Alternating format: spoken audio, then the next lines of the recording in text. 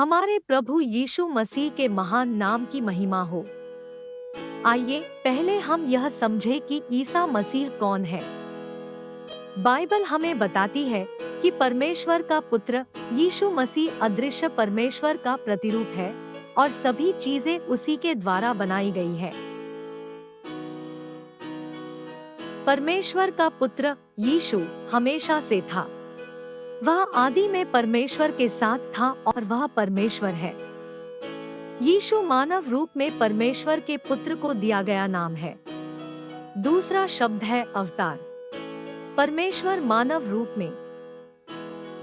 परमेश्वर का पुत्र यीशु मसीह मनुष्यों के पास क्यों आया?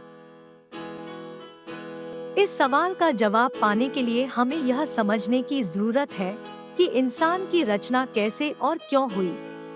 आदि में सारी सृष्टि के साथ परमेश्वर ने पुरुष और स्त्री को अपने स्वरूप में बनाया। परमेश्वर मनुष्य के साथ संगति करना जारी रखना चाहता था और अनंत काल तक उसके साथ रहना चाहता था। आदम और हव्वा ने पाप किया। उन्होंने शैतान की बात सुनकर और उस पेड़ के फल को खाकर परमेश्वर की अवज्ञा की जिसे परमेश्वर ने उन्हें खाने से मना किया था। इसने उन्हें परमेश्वर से अलग कर दिया और उनके साथ पूरी मानव जाति भी अलग हो गई। रोमियो की पुस्तक के अध्याय 6 पद 23 में बाइबल हमें बताती है कि पाप का दंड मृत्यु और उसके बाद अनंत नरक है।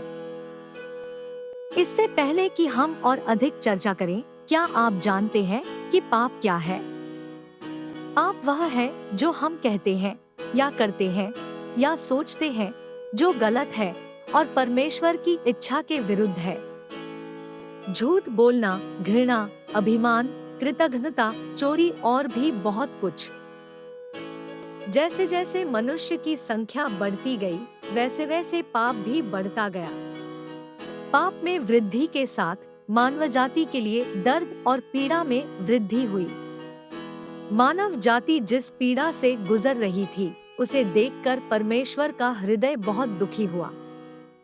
हालांकि परमेश्वर पवित्र है और पाप को बर्दाश्त नहीं कर सकते हैं और उनके कानून को सभी मानव जाति के पापों की सफाई की आवश्यकता है।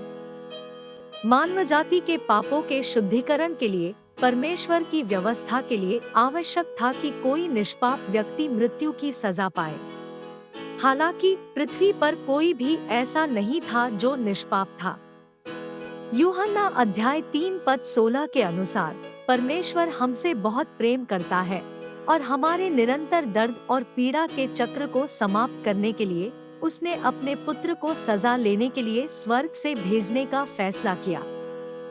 परमेश्वर का पुत्र मरियम और यूसुफ से पैदा हुआ और उसे यीशु मसीह कहा गया, जिसका अर्थ है हमारा उद्धारकर्ता।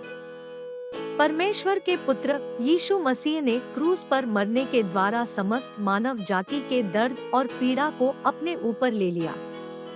चूंकि वह परमेश्वर था, मानव मृत्यु उसे रोक नहीं सकती थी।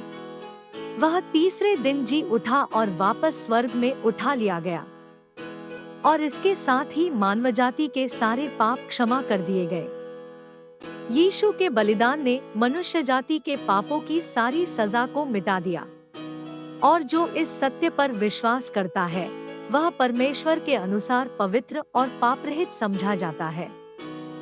अपने प्रश्न पर वापस आते हैं, यीशु को कष्ट सहकर मरना क्यों पड़ा? यीशु परमेश्वर का पुत्र जो स्वयं परमेश्वर था, एक सिद्ध बलिदान के द्वारा मानव जाति के पापों को दूर करने के लिए दुख सहा और मरा। यीशु हमारे पापों के लिए मरा, गाड़ा गया और तीसरे दिन जी उठा, सब कुछ उस वचन के अनुसार जो परमेश्वर ने पवित्र शास्त्र में दिया था। यीशु को क्रूस सहना पड़ा क्योंकि यह उसके पुनरुत्थान, हमारे उद्धार और धार्मिकता और शांति के परमेश्वर के राज्य की शुरुआत की ओर ले गया।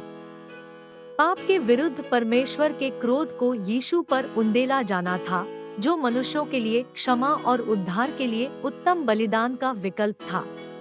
पीड़ा, दुख और क्रूस पर बहाए गए लहू के उस भयानक दिन के बिना सभी मनुष्य हमेशा के लिए अनंत नरक के लिए नियत किए जाएंगे। आज क्या आप यीशु मसीह पर विश्वास करना चाहेंगे?